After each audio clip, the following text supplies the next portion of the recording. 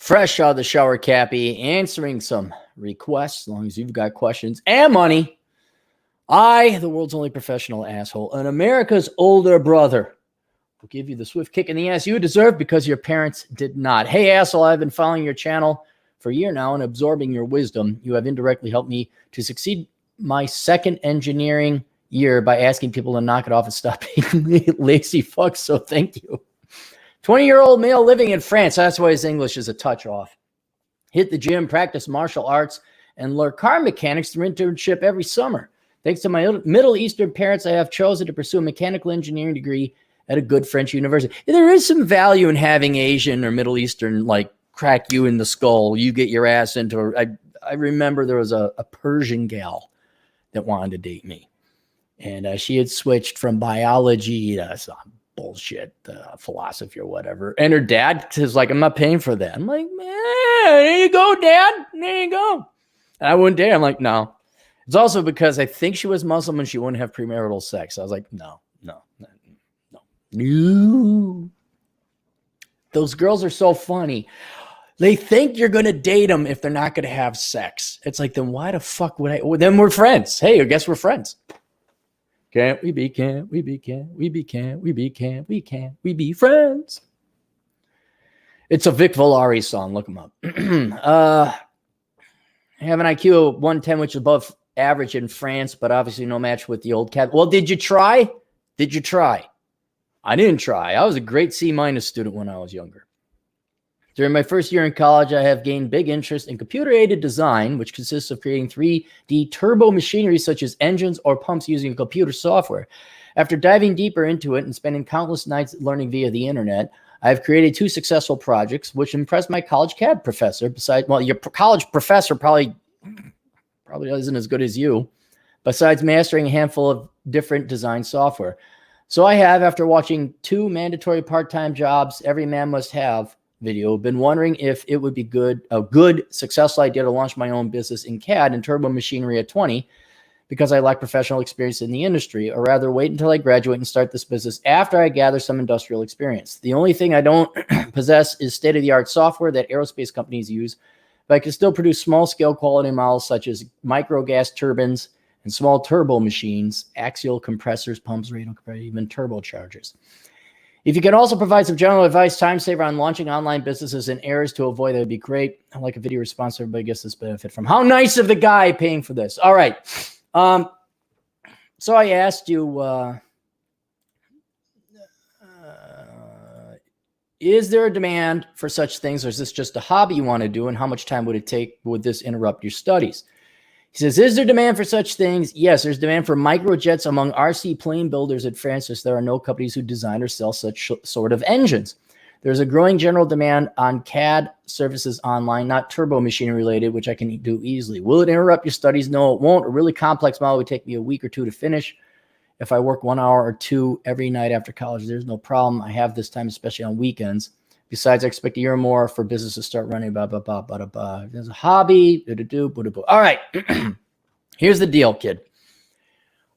As long as it doesn't interrupt your studies, you can still maintain your B plus A average in France and get yourself a real degree. I have no problems with you doing this. Even if it fails and you don't make any money on it, you will have an impressive portfolio of work. You will have experience in CAD. You could put that in there on your resume. You're an expert at CAD design. So even if it doesn't make any money, this is only going to help your career. You'll enjoy doing it anyway. So I don't see any real loss, even if there is no money in it. To make money, though, I'm no engineer, but you're only 20. Are you just designing models?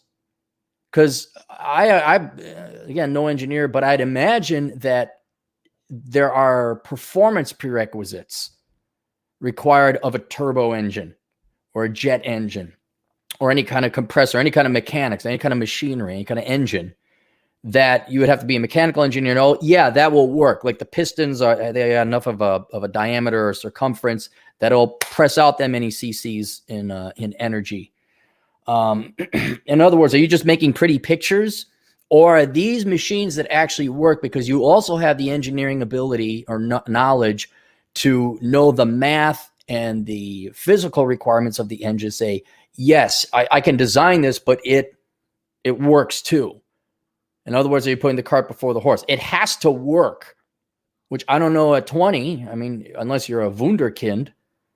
Do you know that? Yeah, no, this has enough compression. This has enough energy, or the torque and the stress tests and all that other stuff. Like, yeah, this engine will work, and here's how it will look.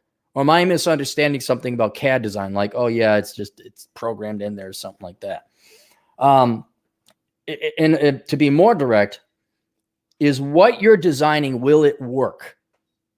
If it does, oh cool, yeah, then go ahead and make as many CAD design. And if you could sell it, great. And you know what? Put a website up, make it look professional.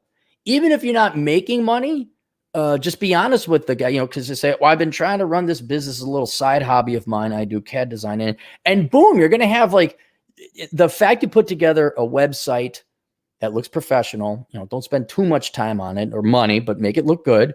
And here's what I do. And here that shows initiative, industriousness, maybe a little bit of entrepreneurship, creativity. You're not going to just be this straight nerd engineer that you can only do engineering. You're incapable of doing anything outside of that. No, this will demonstrate, again, even if you're losing. And they say, well, how's that going? Like, it's hard getting the business off the ground, and haven't made any money, but I love doing it.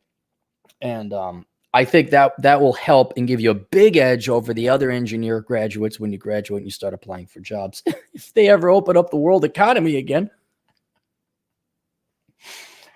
So there's that. As for starting a business, I don't know what legal corporate entities you have in France.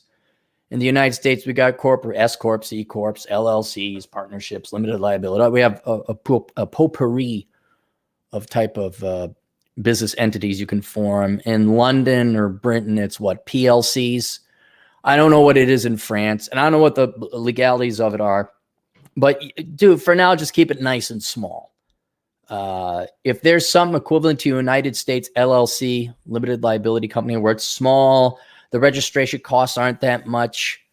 You set it up, and that'll give you experience in entrepreneurship. Because do you really, Mr. Nobody, 20-year-old kid, not even making any money, the tax authorities don't care until you make money, and then they might care.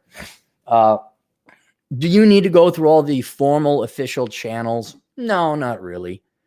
Not to give this a shot. But it wouldn't hurt to find out what the simplest sole proprietor, sole entrepreneur, individual with a one-man company, what does the average France person do? If you're a sole proprietor, it's just you.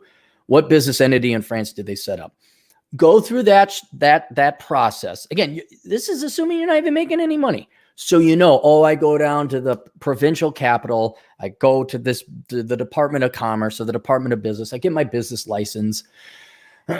Or maybe it's such an onerous pain in the ass because France is this wonderful socialist country. Maybe you go to Switzerland instead. Maybe you're like, this is bullshit. And you find out through French business chat rooms that, no one sets up business in France. They go to Switzerland, or they go to Liechtenstein, or go to Luxembourg, or they go to Andorra, or some Monaco, some kind of nonprofit or non-tax tax haven kind of thing. And it's not your passion, but that's the side of business. That's the unglamorous but mandatory side of business. And so you get a registration, you get it. If you got a little bit of extra money, you set up a business account. A very, very, very good habit to get into is separating your business expenses from your personal expenses. Dudes, I've seen them at 60 years old. They use the car, personal for business, business for personal. It's all fucked up. Nobody knows when. Keep clear records. So you get a business account, maybe you get a small business credit card, and you keep your business expenses separate, and you keep your personal expenses separate. And then a final thing, which is very, very, very important, whether you start a business or not, is I think it'd be a very good experience for you to learn accounting. Don't take classes, just go online. I think I even have a video out there on my accounting, or Aaron's accounting system, or Aaron's shoebox accounting system. Very simple. You just save all your receipts using your company credit card, using company check, company money. And then how do you set up an income statement? How do you read an income statement? And again, you may have losses. You may never make a dime off of this, but going through this, setting up a company, the establishment costs, managerial costs, the accounting, the actual business part, in addition to your studies, that will give you'll know, you won't be intimidated, and you'll know, okay, this is what I got to do. Or you'll say, oh, I know I did this, but I really ought to have done that. So maybe your CAD company doesn't make money, but down the road, especially since you got the entrepreneurial streak in you already, there's likely a chance you're going to have another business idea, and that one might be profitable. And so maybe you make all your mistakes. It's like a prototype, just like any kind of engineering or design. This is your prototype company. You're going to make all your mistakes on this one. All right. So that the time comes, now you got a really good idea. You got a really good business idea. Now you make less mistakes in this one, because I'll tell you, dude, yeah, you see old Cappy here, and hey, it's the Cappy show. Fuck, shit, ass, dick, pussy, and bleep. Give me money. And yet today, wow, what a business genius. So you see all that, but you don't see, I got to make quarterly estimated tax. I got to set up the LLC. You got to get a state registered agent. You got to get a bank account. And that's the boring shit you don't see. But that's what every real entrepreneur does. And the sooner you learn that and you do good accounting methods, you're going to make your taxes a lot easier. You're going to make your financing a lot easier, because you have good, clean books that make sense, accounting books. So that's it. That's it. Yeah. So I'd go ahead and do it, dude. There's absolute, there's no downside to this, as long as it doesn't interrupt your studies. So I think that's pretty good.